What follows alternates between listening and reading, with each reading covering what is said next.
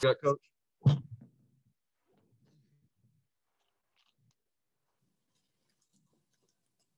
Hey, Buzz. Welcome to the Zoom. We got some questions for you. We'll start off with Travis Brown from the Bryan College Station Eagle. Hey, Coach. Well, you go, I believe it's 18 for 30 in that stretch to the middle of the game and then missed the last 15 shots. Is that the best offensive streak that the team has had, do you think, so far? And then what kind of do you attribute to that kind of falling off the cliff there at the end? And Travis, I thought we played incredibly hard. I thought it was the most connected we had been all season, not just in conference play. I thought you could hear it. I thought you could see it. I thought you could feel it. So encouraged, not taken away from the stats that you're talking about, nor trying to dodge your question. You're right. Whatever that was, the last 8 minutes, man, can we make a basket? I understand. But the effort and the tenacity in which we tried is so encouraging.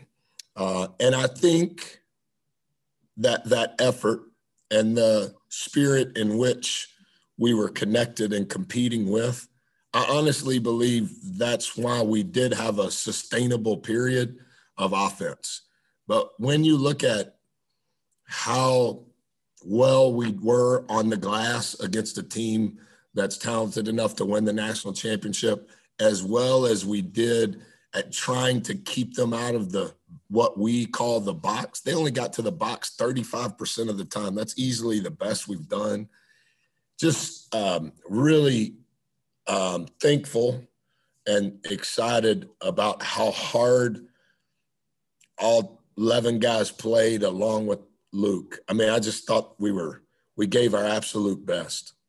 Yeah, you kind of moved right into what I was going to ask next. It seemed like right there, out 2 minutes in, things aren't going great. You bring in the line change, and I think the entire difference was Savion. How important was it? How much did that come back to Savion and what he was able to do to kind of spark everyone else to get into that energy? Well, as I've said before, I think Olin asked the last time, man, Save's great. I hope that someday my boys turn out to be just as good of people as he is.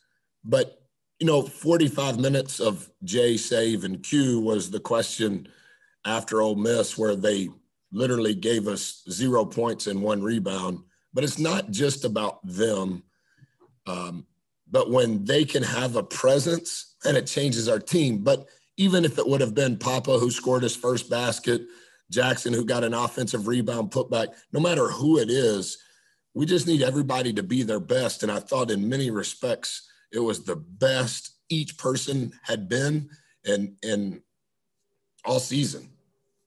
With where y'all have kind of come from the last couple of games, I mean, do you chalk a lot of this up in the moral victory column and say like, hey, this is where we can move from here? I'll say this, Travis, and I know I really like you, and so I know I'm not supposed to say this publicly. I don't know that we're to the point that we can exclusively be only about the result. I think the thing that we've struggled with is being able to sustain effort, being able to sustain, can we get the ball on the rim, being able to sustain, we're only going to give the opponent 1 shot. And I understand you see that on game day, but the volatility of that we have struggled with in practice. And so moral victory, I don't know. I'm not consumed with the result yet. And I know I shouldn't say that as the head coach relative to how much money they're paying me, but I think the results will come when the process of what we need to do every day becomes more consistent. We have even shrunk the focus even more on what we're trying to accomplish on both ends. And that narrow path that we're on was visible tonight. Lowest number of turnovers for the season, lowest turnover percentage of the season, best job that we've had on the offensive glass, 15 rebounds. We almost doubled them in offensive rebounds. Last game against LSU, they scored 21 points on offensive rebounds alone. They scored 15 points in transition alone. So we did so many good things, but I think a portion of it was our staff's ability to focus what we worked on Sunday and Monday. And I think it came to life on the first Tuesday game that we've had in January. And so I'm excited for that we finally had some sustainability. Appreciate it, Coach. All right, let's move to Olin Buchanan from Texas, and then Mike Lucas. Yeah, Buzz, when you are down about 17, how do you keep your guys, or did you ever have the on the bench a feeling that, those guys were, frustrated or concerned? How did you keep those guys still feeling like that it wasn't going to be, another frustrating night? So you remember, Olin, I went to a little country town school, so I'm sure you went to a private school where you were now, but I'm a country guy. Okay. Well, you remember when me and you were in third grade and the teacher would say, put your hand under your chin so you can count the number of syllables in a word. And so we did that after the Ole Miss game, responsible. And responsible is a compound word. And where we have struggled is our ability to respond has been poor. And I think where we have to improve is in our ability to respond, how we respond when things are bad, how we respond when things are good. Because the best competitors, the best CEOs, the best businesses, it's the consistency at which they produce. It's the consistency. You go to Chick-fil-A, no matter where you go, because you know exactly what you're going to get. Same with Cracker Barrel for me and you. But the point is our ability to respond hasn't been good in practice, hasn't been good in games. And what we've tried to focus on are on that narrow path that I mentioned with Travis, our ability to handle things when they're good and our ability to handle things when they're bad. And I thought tonight, regardless of the score, regardless of the offensive struggles the last 8 minutes, even regardless when we were like making more shots than we've made all season, regardless of some of the things that transpired at the free throw line, I thought our ability to respond was much, much, much better and not even close to what it has been this season. I thought there were remnants of some of our responses last year. And Olin, can you fix that? Yeah, just with the way your senior guys that we talked about struggled in their last game, did you sense anything out of them, frustration or anything that would have given you some kind of indication that they were going to come back and play as well tonight as they did? I think that my only talent as a person is my ability to build trustful relationships with people. I don't know that I would hire myself to be a coach, but I think that I'm good at building relationships built on trust. And then once that's established, at trying to push that person to be their best. I've told Save the truth since the day I've met him. When he's good, I say he's good. When he's bad, I say he's bad. Same with Jay, same with every player, here and otherwise. That's the only thing I know to do. I'm not saying it's a gift in an arrogant way. I just think it's the best thing that I bring to a team is the ability to tell them the truth and then try to push them to be better. I don't think we have been our best, regardless of how old they are, at all this year. We've seen glimpses of ceilings. We've seen glimpses of potential, but collectively, we haven't been our best.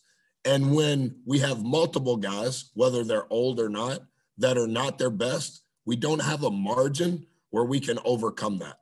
LSU is as talented as anybody in the country.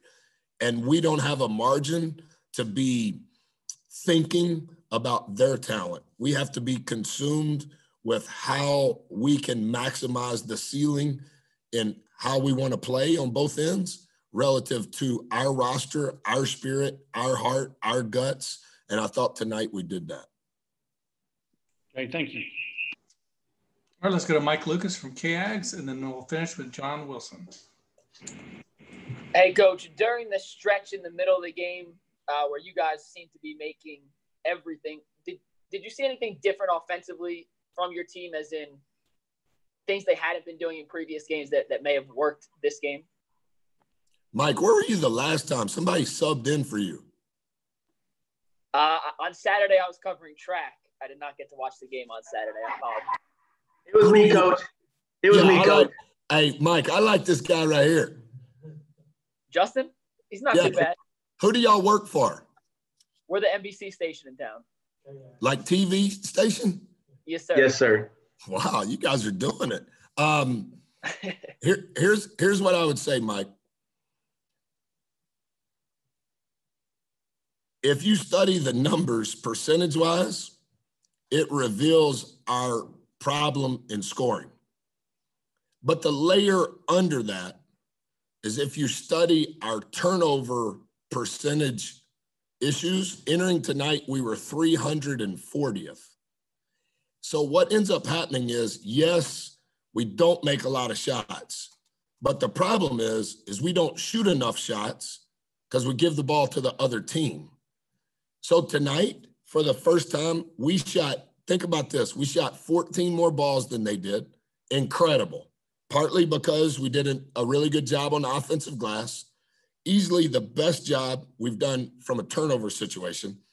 And the other piece to that is they more than doubled the free throws we shot.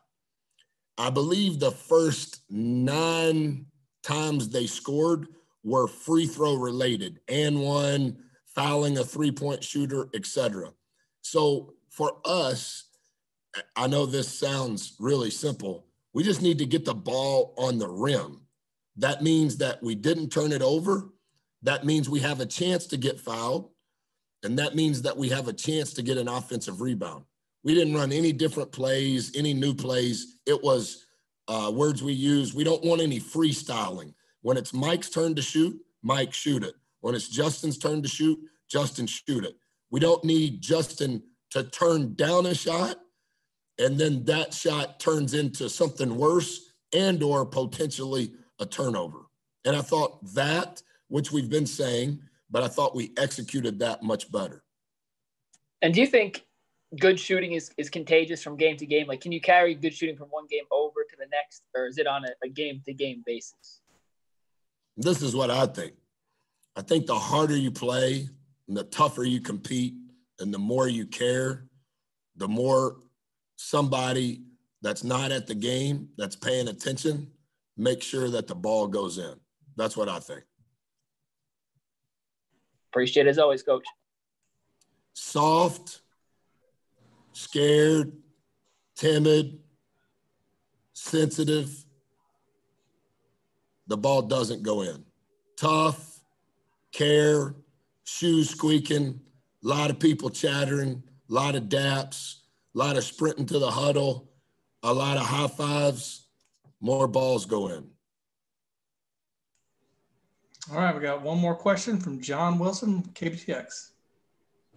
Coach, with all of the things that your team did well tonight that you've talked about this evening, how valuable is this game to be able to teach from, not maybe just tomorrow, but moving forward? That was, John, that is spot on, pal. That's the whole deal. We're off tomorrow because we played today. Last week that was a different week because of the cancellation. So we've worked Thursday, Friday, Saturday, Sunday, Monday, Tuesday. So we're off tomorrow. On Thursday, when we go back, are we going to start from this point relative to our spirit, relative to the lessons we learned? Or are we going to exhale physically, mentally, and emotionally and have to start back over? And the sign of maturity is just take a baby step on the path to get better and not regress. And I think that's going to end up being the whole key. Our guys knew when it was happening. They knew in the huddles. They knew at the timeouts. They knew at the halftime. They knew postgame. Man, we tried really hard, and we were doing some things that we were supposed to do. And you could hear it, and you could feel it, and you could see it. When we get back on Thursday, can we start where we finish tonight. That'll be the whole key. Thank you, Coach. Yes, sir. Thank you, Paul. That's a wrap. Thanks, Coach. Hey, Olin bought that computer in the town where he went to elementary school.